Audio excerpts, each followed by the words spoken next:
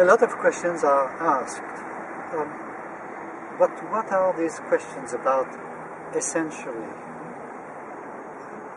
We ask questions about ourselves because there is an identification with ourselves, and the identification is with matter, with the matter that we are. But is there something behind it? So this is the real question. So what is it behind it? Right? What is it that creates this panorama of the urban situation, of a forest, of a galaxy, and so on? This is nothing else but life. And that life, in fact, is manifesting in so many ways, but it all comes from the same point in time, from the so-called Big Bang. In fact, the Big Bang did not happen. If it happened then, it should happen now.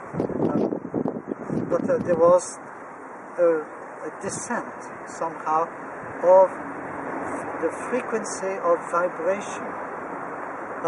So you hear the traffic, for example, and then the traffic is, the noise is a vibration. The noise of my voice is a vibration. So then, but a vibration has got frequencies, a number of peaks per second, and as these numbers of peaks per second lower down, then something appears in time, space, and matter. From the level of thought, for example, to what I'm expressing now.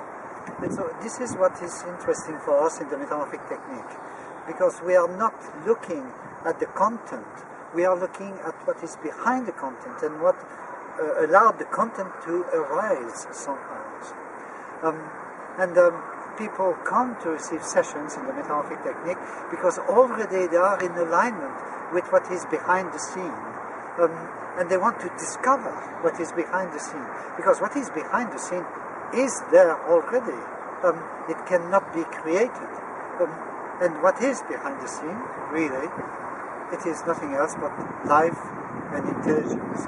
And so when people come to see me, I say to them, you are alive, that life is intelligence, and so let's have a look from that life. So then it means that we need to keep well out of the way, because it is life that keeps the person going as that person is now, that can transform. The word metamorphosis means transformation. And so that is what